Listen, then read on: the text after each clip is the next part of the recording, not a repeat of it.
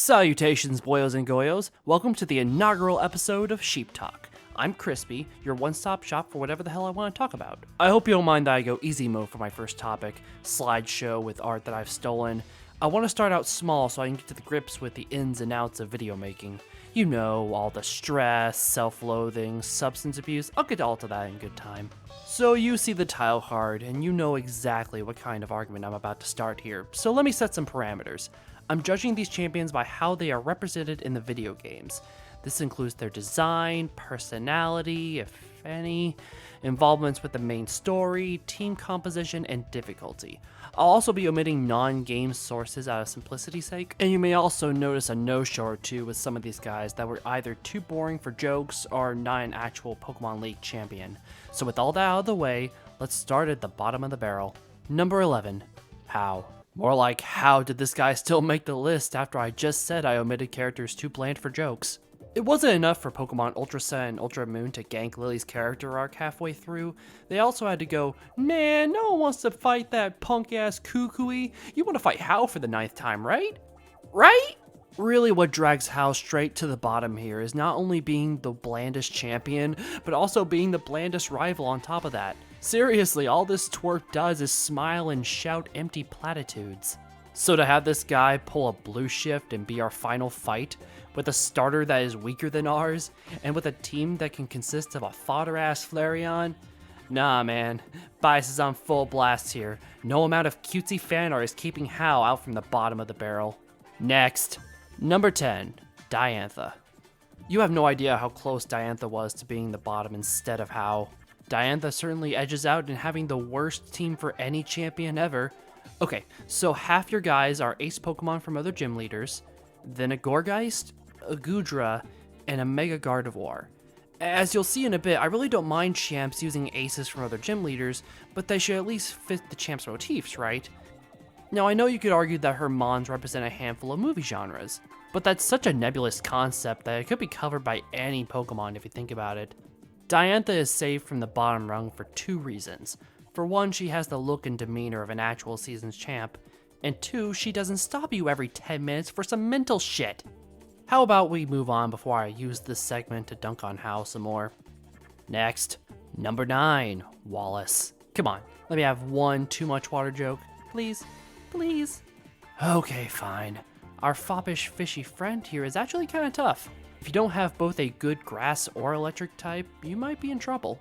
Despite the mild difficulty, he still feels more like a souped-up gym leader than a champion, and he certainly doesn't fill the shoes of that other boy we're going to get into in just a beat. Also, Hoenn is the first region that has a properly large ocean. A large ocean with an equally proportioned amount of water Pokemon to choose from, and yet you still have the audacity to bring a Luvdisc into a champions fight? I can't tell if that's a Chad level power move or not. I'll dwell on it later. Next, number 8, Alder. Oh, poor Alder. You could have easily made the top 5 if I could just remember more about you than I do. He's the oldest of the champs and has a cool, retired, wise drifter aesthetic about him. But his involvement in the story is no different than any other adult in the franchise, i.e. spouting exposition coupled with baseline, child-friendly philosophy and telling you where to go. But then he gets stomped by N and kind of forgotten about. When you finally get to him in the Elite Four rematches, he is brutally difficult with an amazing team. This, coupled with the fact that he has a really cool design, keeps him from seeking into what I say is downright bad territory. Next, number 7, Kukui. So this fight is essentially improv. Like I can see Kukui coming up the stairs as you finish the Elite Four going, ah, crap, this is the Alolan League, but we don't have a champion. Come at me, bro? Thankfully, his team conveniently fits the role of a final boss. Coming off Diantha's broken XP Snorefest, it was refreshing to lose to this fight. Twice. Kukui pulls double duty by also being one of the best Pokemon props we had in recent memory. Like, ever. The man lets his own Pokemon beat the stuffing out of him for science. I don't know what you want me to tell you. Next. Number 6, Iris. If anyone on this list would be glad that a non-game source would not play a factor into their rankings, it's Iris. You're such a little kid over here. Really, the half-pint blasts past the likes of Kukui and Alder only because of her fight in Black and White 2. It marks for me as one of my personal favorite fights in the entire franchise. The stage is a glittery, starry backdrop. The team stays relatively close to theme without being at risk of an ice-type win button on your part. And the music here is such a bop that I almost got a speeding ticket jamming to it so hard. If even the police are aware of your OST's road hazard capabilities, you know that you're top shelf. But sadly, this is where my praise for Iris ends. She's got a fun princess design in black and white too, but doesn't have much character beyond chipper. Then again, I'll take that over the stoic altruism that's been plaguing most heroic boss fights in Pokemon as of late. An exceptional fight that not even the CEO of PETA could interrupt. Number 5, Steven Stone. I wrote out his last name really to bring up the lack of last names in the Pokemon world. What makes Steven so special to be in the last name tier among Ash, Gary, and... Right, no Animu allowed, sorry. Steven is the benchmark for a good champion. He doesn't straddle middle of the road here, friendos. He is stern foothold and okay. Being a proactive leader when bioterrorists wake up Earth Daddy or Drowning Bird, and forcing me to hide behind aforementioned Earth Daddy during my first ever bout with him. Still lost 3 times, by the way. Like Iris before him, he has a unique theme to his team without committing to just one type like a few people below him. Focus on ancient mythology with the fossil Pokemon from the 3rd generation and the big beefy boy Metagross himself. And Skarmory is just kinda there. Okay, I also know he specializes in steel types, but there wasn't a single playthrough where I didn't one-shot this thing. Add a suave business aesthetic to the whole thing, and Steven's placement is more than solid. Next. Number 4, Leon. With our most recent at the time champion making it in the top 5, is it safe to say that I am free from any Gen 1er accusations? Maybe? Well, Leon still has all the shortcomings of a recent Pokemon character. Pretty bland, folk, charismatic personality, speaks mostly in motivational speeches.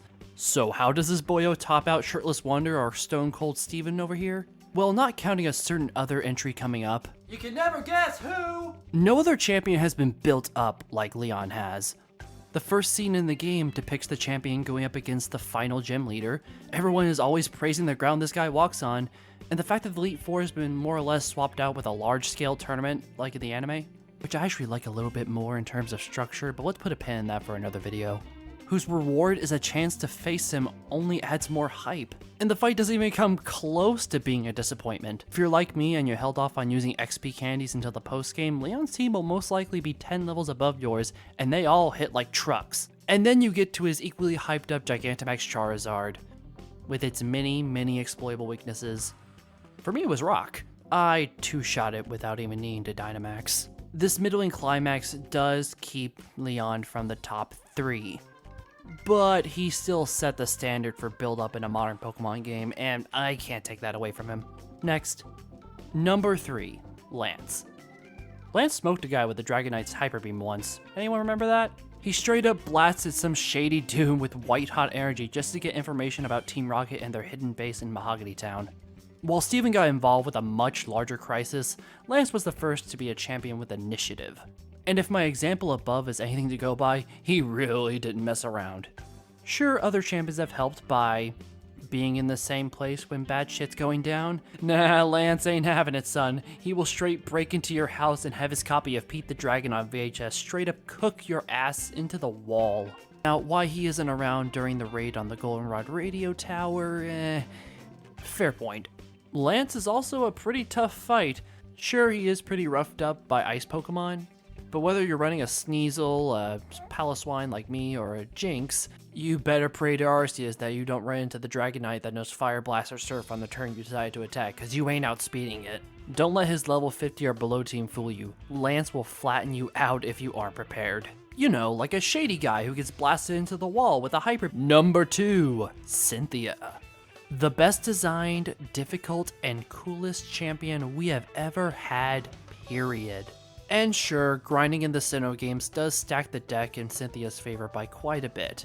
But trust me, buddy, being at levels on par with this goth-looking queen will not save you at all. What it really comes down to is her dangerously strong Garchomp. Look, when your ace Pokemon is giving uber legendaries a hard time, it's not unreasonable that your story mom are going to be sweating bullets when she decides to bring out this Sandshark. In my most recent playthrough, I only just barely beat it because she ran out of PP on Dragon Rush. and everything about her is just so chill. Out of all the champions, she's the one I would really like to hang out with the most. And yes, also for that other reason, I'm not above it. In all honesty, Cynthia should be absolutely number 1. But, much like the championship he swept out from under you, Cynthia's gold medal was sniped by someone else who was there well before her. And my pick for best champion is Blue. Damn it, there goes my Gen 1er alibi. Look, Blue's not winning any prizes for being a noble or respectable champion, or a long-standing one for that matter, but Spiky Boy skyrockets in one area so well that I felt he had no choice but to be number 1, by being the perfect rival and being the perfect ending to a Pokemon game. Think of all the variables I've used to describe the other champions. Good design, well-diverse team, difficulty. Mix it all together and you have the conclusion, the climax to the entire story. And yeah, Blue's not scoring perfect 10s across the board, but he scores 15s in the areas that matter. I was 5 years old when Pokemon Red and Blue came out. Blue's fight was my first Pokemon battle ever. Then he was my 22nd. Then my 31st. And then my 50th. I'm just fucking with you, I didn't count all the trainers, but still. This Dweegon is always one step ahead of you and he's always ambushing you with tough fights. So you're down to your last few full restores. You just beat Lance. His Aerodactyl wiped out almost half your team, and you have 2 revives left. And then you find out that the guy whose coattails you've been inadvertently chasing has already claimed the throne. I don't know about you boyos and goyos, but I have never felt more personally motivated to win a champions fight. That's something not even Cynthia could do. And that is why Blue is unmistakably my number 1 champion. But with that said, we've made it to the end of this video. Thank you very much for your time today, and your patience. I know the audio is really jumpy and cutty, but I have a lot to learn, so subscribe and like the video if you like, but you don't have to follow the herd if you don't want to. And we'll see if this goes anywhere.